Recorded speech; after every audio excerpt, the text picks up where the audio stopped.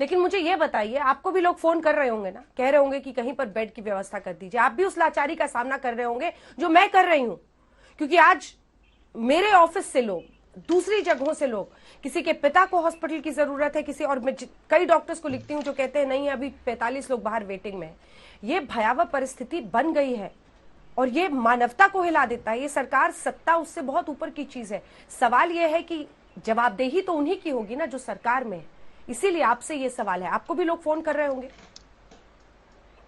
अंजना जी, अब थोड़ा समय दे दीजिएगा। आपके प्रश्न का उत्तर पहले देता हूँ, फिर कुछ बातें मैं भी कहना चाहूँ। देखिए, कुछ हमारे आज भाई बहन जिनको चिकित्सा चाहिए, पीड़ित है, उनको इलाज चाहिए। 2 डॉक्टर हैं। एक डॉक्टर वो है जो 10 पेशेंट में 9 को ठीक करता है और एक की कोशिश करता है ठीक हो जाए, दुर्भाग्यपूर्ण तरीके से मौत हो जाती है। दूसरा डॉक्टर बगल में बैठ के केवल उंगली दिखाता, कहता देखो एक की मौत हो गई, एक की मौत हो गई। तो एक नागरिक आके अच्छे डॉक्टर से पूछता है कि भाई तुम इसको जवाब क्यों नहीं देते, ये तो कुछ करता ही नहीं है, सिर्फ बैठा है और उंगली उठाता है। तो अच्छा डॉक्टर मालूम है क्या कहता है? कहता है जितनी देर में इसको उत्तर देंगे उतनी देर में एक और भारतीय नागरिक की जान बचेगी।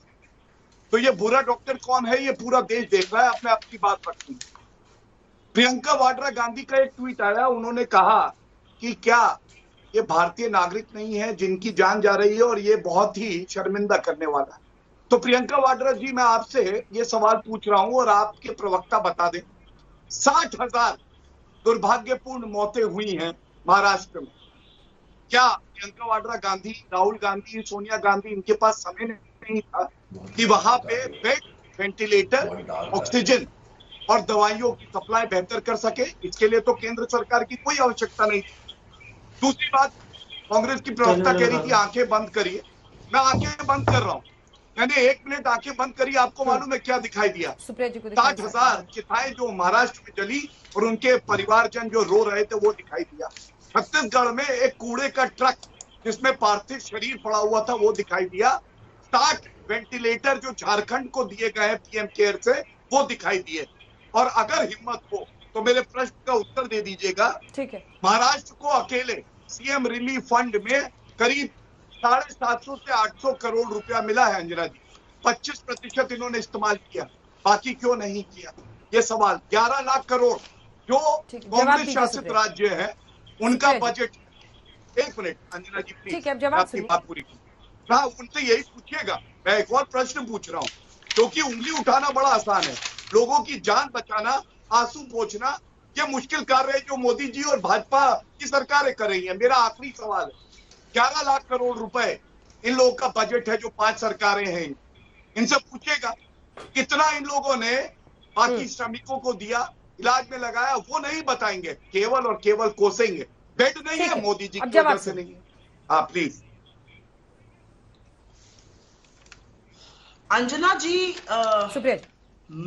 अंजना जी, मृतकों पर जितना ओछा और भद्दा एग्जाम्पल इन्होंने दिया था, मैं उस स्तर पर गिरकर तो नहीं बात करूंगी, लेकिन क्योंकि सवाल पूछा तो सवाल का सीधा जवाब दूंगी। हमारे देश में 4,502 मेट्रिक टन ऑक्सीजन का एक्सपोर्ट हुआ वित्तीय वर्ष 2020 में, लेकिन आपको पता है 1 अप्रैल 2020 से लेकर 31 मार्च 2021 जब कोरोना का पूरा प्रकोप था, कोरोना का पूरा तांडव था, तब वो एक्सपोर्ट दोगुना कर दिया गया।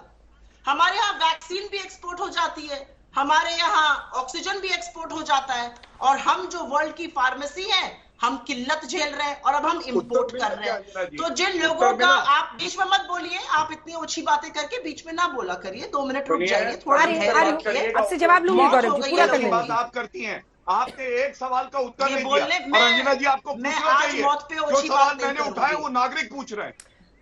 ओछी सर्टिफिकेट देती है बैठ के केवल। ठीक है गौरव जी। अंजना जी, मुझे ऐसा लगता है कि आज बहुत सारे लोग जो ये शो देख रहे हैं, वो या तो आवेश में है या बहुत दुखी हैं, तो उनके सामने हम एक सवाल पूछेंगे ऑक्सीजन की कमी से जिन लोगों की मौत हो रही है आज इस देश में, उसका जिम्मेदार कौन है? और आपने कहा था ना आपके सहयोगी, मैंने अपनी किसी बहुत प्रिय को खोया है, और इसलिए खोया है क्योंकि ऑक्सीजन बेड नहीं मिला लखनऊ में। बताइए इसका जिम्मेदार कौन होगा? मैं किसके पास जाके गुहार लगाऊं? वो परिवार किसके पास जाके करे? बताइए जरा मुझे। जिम्मेदार कौन है इसका उत्तर दे दीजिए, मैं दूंगा आपकी बात। और एक चीज मुझे बताइए, बेकार की बात, इतिहास की बात करी जा रही थी।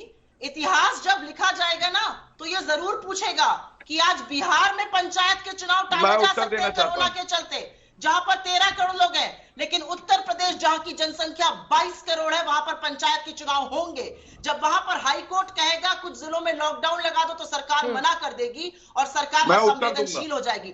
कौन होगा कोरोना संक्रमण का जिम्मेदार यूपी में? मुझे बताएंगे। यूपी में डबल इंजन की सो कॉल्ड सरकार है ना, और बिहार की बात गौरव जी जवाब दीजिए, गौरव जी जवाब दीजिए। फिर सुप्रिया जी के लिए मेरे पास भी एक सवाल है। अंजना जी, ठीक है, जवाब दे रहे हैं। मैं कुछ बोलना चाहती हूँ। अंजना जी, मैं पूछना चाहती हूँ आपसे एक बात। जब हम इतनी बड़ी बड़ी बातें यहाँ पर बैठकर कर रहे हैं, हम पूछना चाहते हैं कि कब तक दोषारोपण कांग्रेस पर, कब तक दोषारोपण विपक्ष पर, कब तक दोषारोपण राज्य सरकारों पर होता रहेगा? इस नंगे नाच की सत्ता की लोलुपता में जो भूल गए थे कोरोना को, उसका अंत होगा? नहीं, दोषारोपण राज्य सरकार